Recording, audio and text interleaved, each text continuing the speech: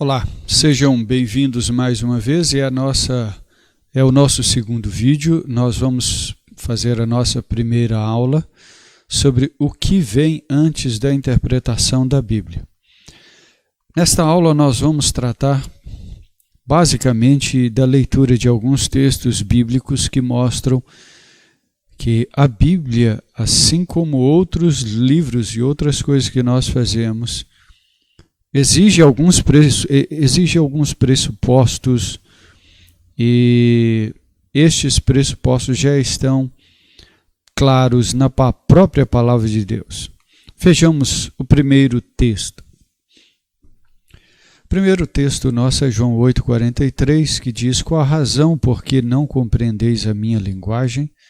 É porque sois incapazes de ouvir a minha palavra." Jesus está falando estas palavras. E ele diz-nos o seguinte: qual a razão por que não compreendeis a minha linguagem? Ou o que ele diz? E ele diz: é porque sois incapazes de ouvir a minha palavra. Veja que é necessário, para compreender, é necessário ter uma capacitação que vem de Deus. Próximo texto, 1 Coríntios capítulo 2, verso 14, e aqui verso 13 e 14, nos diz assim: "Disto também falamos, não em palavras ensinadas pela sabedoria humana, mas ensinadas pelo Espírito, conferindo coisas espirituais com espirituais." Ora, o homem natural não aceita as coisas do Espírito de Deus porque eles são loucura, e não pode entendê-las porque elas se discernem espiritualmente. Esses dois versículos, na verdade, é de uma condição ímpar para nós, maravilhoso para nós, porque o primeiro, verso 13, aí, nos fala sobre a composição da palavra. Disto também falamos, Paulo está dizendo, não em palavras ensinadas pela sabedoria humana, mas ensinadas pelo Espírito. Ora, o que fora ensinado pelo Espírito? As palavras.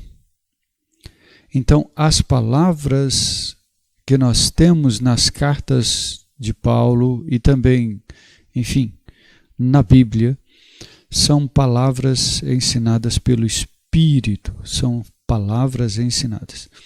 Isso nos mostra duas coisas importantes sobre a composição da Bíblia. A primeira é que é em linguagem humana, palavras. E a segunda é que não são palavras dadas pela inteligência meramente humana, pela mera inteligência humana, mas pelo Espírito. Esta palavra de Deus, isto é, as Escrituras, não podem ser compreendidas a não ser pela ação sobrenatural no coração, sem uma transformação. Não pode ser compreendida para a salvação. O homem natural não aceita as coisas do Espírito de Deus, porque eles são loucura, e não pode entendê-las, porque elas se discernem espiritualmente. Então, para compreender a Bíblia para a sua salvação, é preciso discernimento espiritual. Outra questão importante, outro texto, Hebreus capítulo 11, verso 3, muito importante. "Pela fé entendemos que foi o universo formado pela palavra de Deus, de maneira que o visível veio a existir das coisas que não aparecem." Note bem que o autor de Hebreus nos diz que pela fé entendemos, Se o entendimento do universo, das coisas do universo, precisa de fé para entender o significado, o motivo, a razão da existência do universo, então imagine só todas as demais coisas, inclusive a palavra de Deus. É preciso ter fé. Nosso próximo texto é outro texto do nosso Senhor Jesus, que diz em João 5, 39 e 40. Examinais as Escrituras, porque julgais ter nelas a vida eterna, e são elas mesmas que testificam de mim. Contudo, não quereis vir a mim para terdes vida. Este texto, especialmente o primeiro versículo, é de uma condição importantíssima. Veja, por exemplo, para você ver, examinais as Escrituras. Diz respeito à atividade humana de examinar, de pesquisar, de trabalhar, correr atrás, como se diz aqui. Examinar as Escrituras. Era aquilo que os líderes religiosos deveriam fazer e faziam na época de Jesus. Aí ele diz, porque julgais. Note que há um preconceito, desculpe usar esse termo, talvez pode confundir a sua mente, mas não é. Mas essa é simples. Há um julgamento, há um pressuposto. Há algo que tem na mente deles antes de ler a Bíblia. Antes deles lerem a Bíblia, eles precisavam, eles tinham uma concepção dela. E qual era a concepção que dominava a mente deles quando eles examinavam as Escrituras? Eles julgavam ter nelas a vida eterna. Jesus não os critica, pelo contrário, apoia. E ele diz, são elas mesmas que testificam de mim. O assunto das Escrituras é Jesus. O tema, o fio condutor é Cristo. Então, veja bem, Jesus está mostrando que aquele pressuposto deles era correto. No entanto, mesmo tendo os pressupostos corretos, eles não conseguiam chegar a uma conclusão correta porque eles não queriam ter a vida eterna, ir a Jesus para ter a vida eterna. Verso 40. Outro texto de fundamental importância nos diz: toda a Escritura é inspirada por Deus e útil para o ensino, para a repreensão, para a correção, para a educação na justiça, a fim de que o homem de Deus seja perfeito, perfeitamente habilitado para toda boa obra. Note bem, aqui algumas asseverações que devemos fazer, algumas afirmações que são necessárias.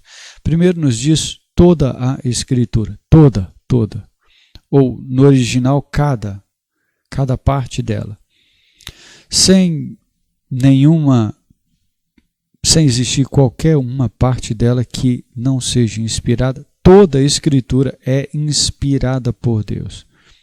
Isso é importante porque alguns advogam que somente os autores foram inspirados, mas a palavra não. No entanto, aqui as Escrituras são inspiradas por Deus, toda a Escritura. Ela também é útil, isto é, suficiente para o ensino, para a repreensão, correção e educação na justiça. Em outras palavras, não precisamos de nada mais além da Escritura, ela é a autoridade máxima e suficiente para nós, a fim de que o homem de Deus, isto é, o homem que nasceu de novo, seja perfeito e perfeitamente habilitado para toda boa obra. Esta Escritura, ela tem um efeito transformador e completador, útil na vida do homem de Deus, de uma pessoa que nasceu de novo.